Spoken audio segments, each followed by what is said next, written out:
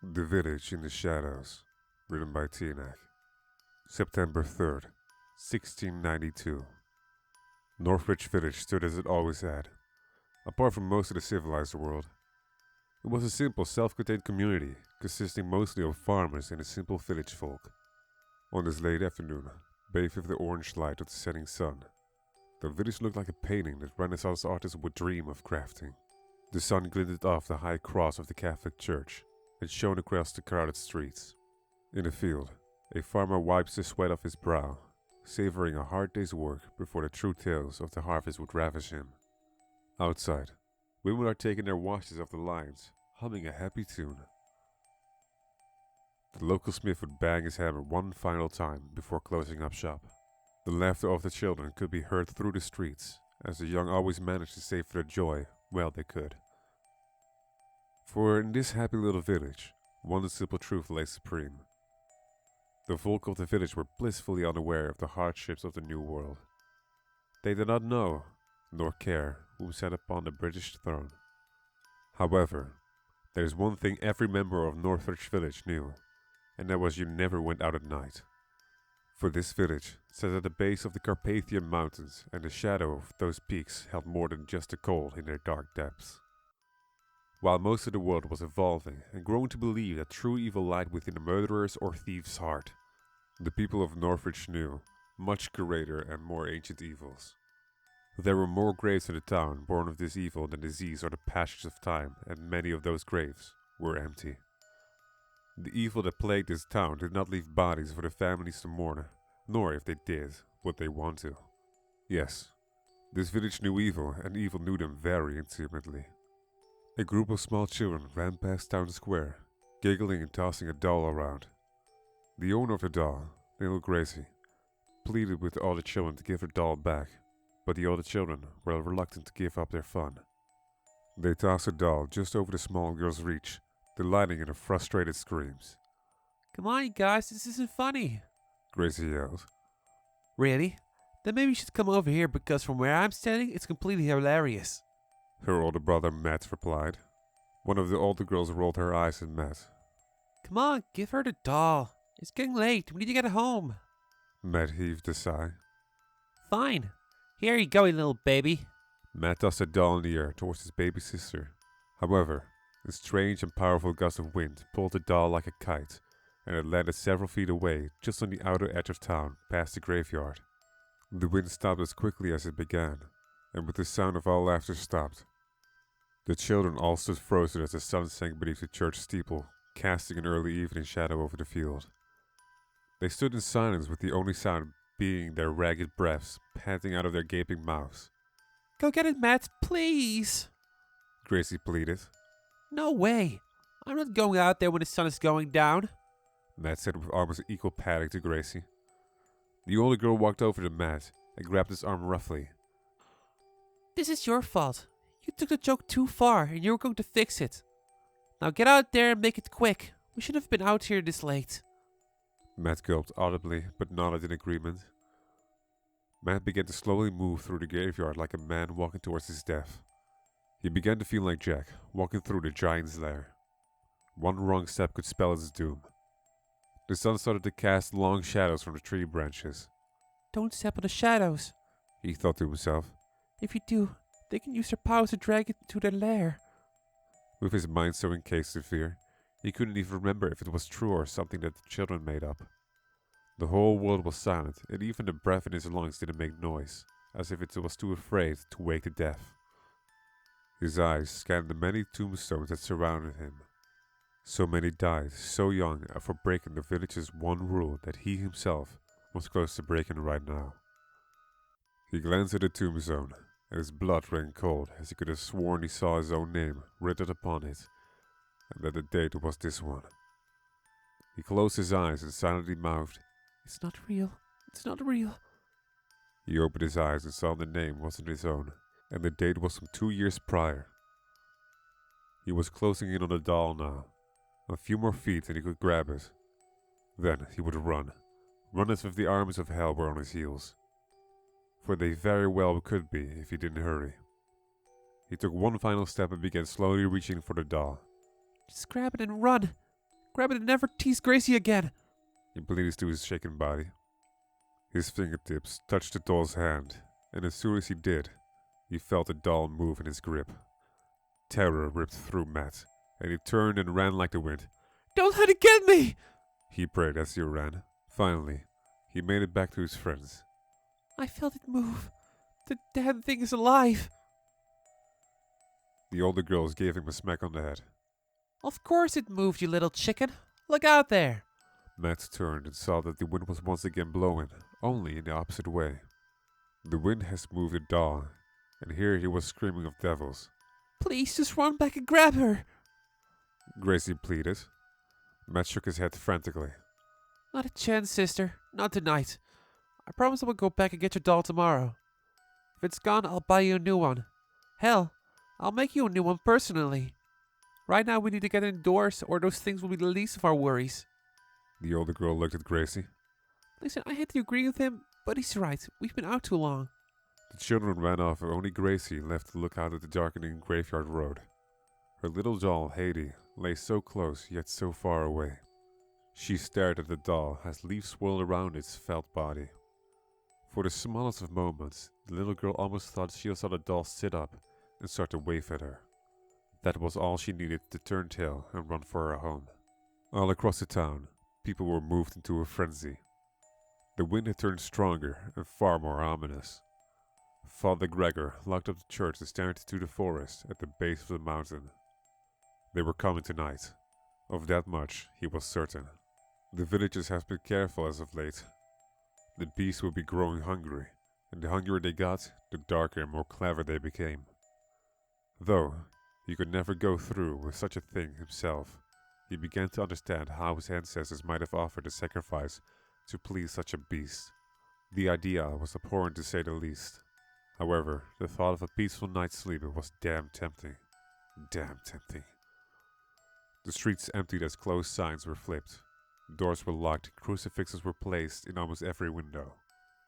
The town was cleared, and only fallen leaves moved in the streets. The last rays of sunshine sunk beneath the horizon, and a blanket of blackness spread over the sky. The village of Northridge, a town as normally full of love and laughter, was put to rest. For in the hours of darkness, the town no longer belonged to its people. It belonged to them. But Mommy, I can't sleep without Heidi. Gracie pleaded with her mother as she was being put to bed. Her mother sat on the bed and stroked her daughter's hair. I know. I'm sorry, baby, but you're getting to be a big girl now. And I know you're stronger than that. You just need to turn over and close your eyes. Before you know it, the morning sun will be streaming through that window, and everything will be all right again. Her mother soothed. But what about Heidi? She's all alone out there, alone with them. Gracie said, and a shiver went through her body at the mere mention of them. Her mother laughed and continued to stroke her hair. Don't you worry about Heidi. They would have no interest in her. In the morning light, we will go and grab her, and she will still have that big smile on her face. Then, you can smack your brother upside the head with her. Gracie laughed at that, and her mother got up to leave. Mommy, why do we have to stay here? There are other places in the world, places without evil. Gracie asked. Her mother lowered her eyes and shook her head. I know this is hard to understand, but evil is out there no matter where you go. It can come in any form, even those you trust. If you let evil push you around, then you let it win, and its wickedness will spread. We have to stand firm against it to show that light is stronger than the darkness. Besides, as long as we are careful, they have no power over us. We hold the power, and even they know that. Gracie paused for a moment, then nodded. She wished her mother good night as she left the room. Gracie's mother was left to ponder her own words that even she didn't fully believe. The night was full now, and in this village no one lit their lamps. No candle flickered in the dark.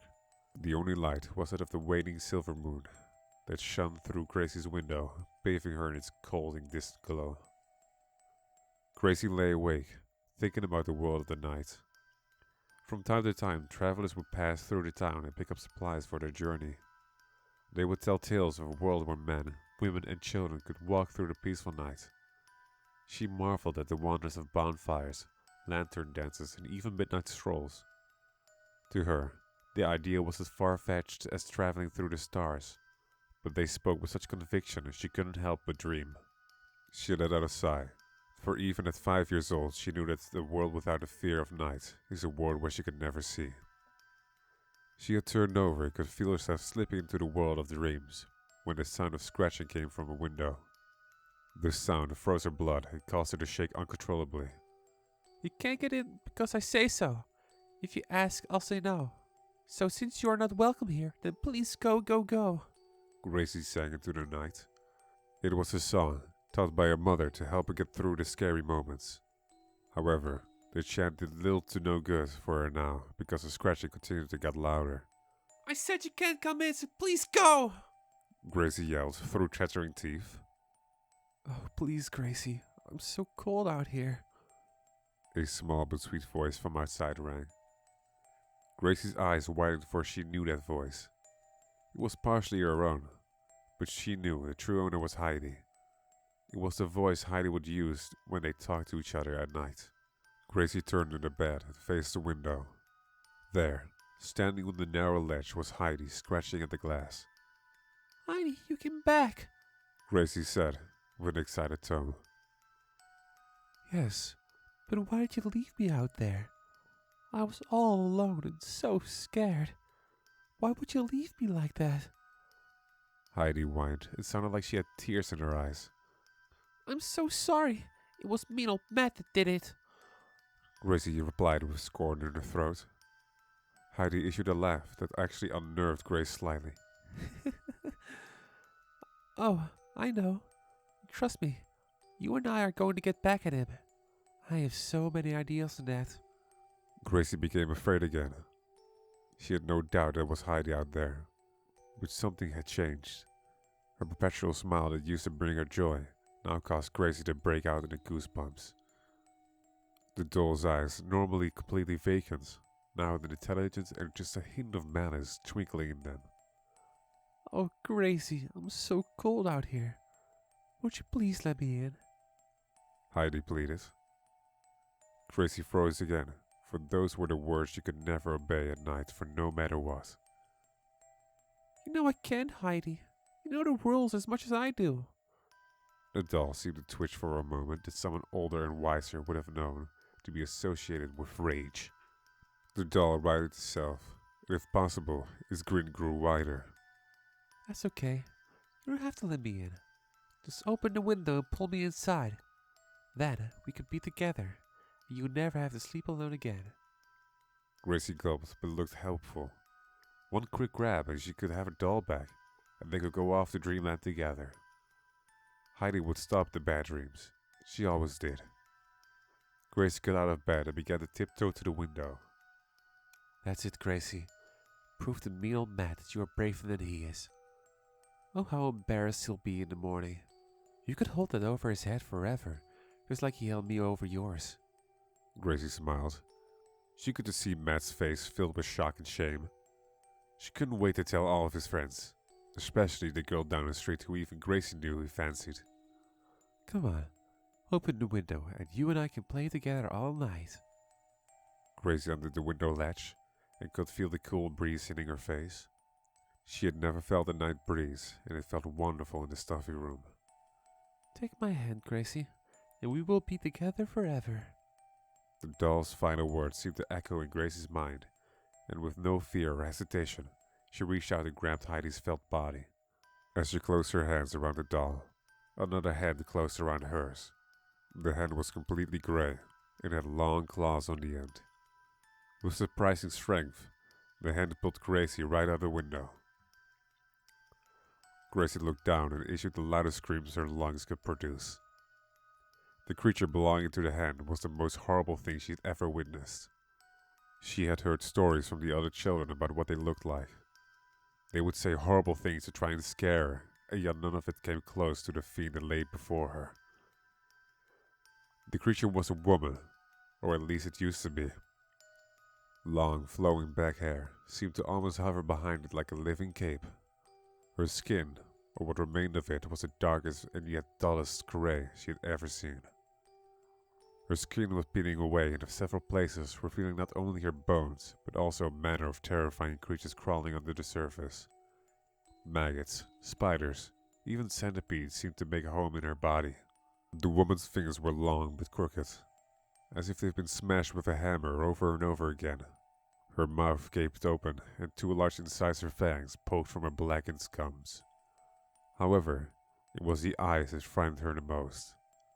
They were not the blazing red, as she'd been told, but yet jet black orbs that pierced into her soul. Gracie saw every nightmare she had ever swimming in those depths. "Forever," the nightmare lady echoed once more.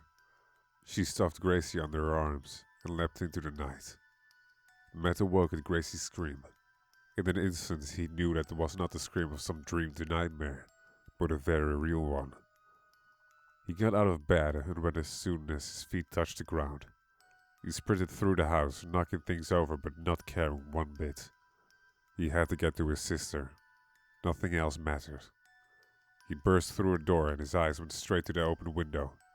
No! He thought to himself. Gracie was young but no fool. She would never open the window for them.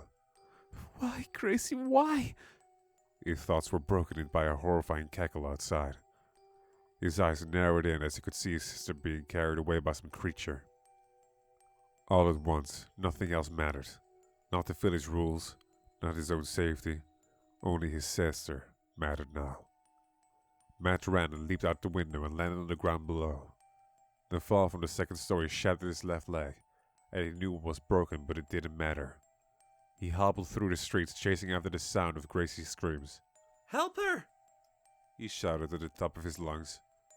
Please, for the love of God, somebody help her! But he knew it would be useless. The people of this village would not leave their homes at night, not for the world itself. He was alone in the fight for Gracie's life. So be it. Matt ran as fast as he could on his broken leg. Even if they cut both of his legs off, he would crawl to her. He made it out of town to the edge of the woods, and to his surprise he saw Gracie standing there. She stood by the edge of the trees, shaking her head to toe. Gracie, thank God. Come to me, let's run home. Gracie did not move, but stood there shaking and panting. Come on, sister, nothing's going to hurt you now that I'm here. Please, come to me. Matt begged. That was when he saw it. Barely met out of the lights of the moon was a dark grey hand on her shoulder. Then out of the darkness he could see multiple pairs of jet black eyes.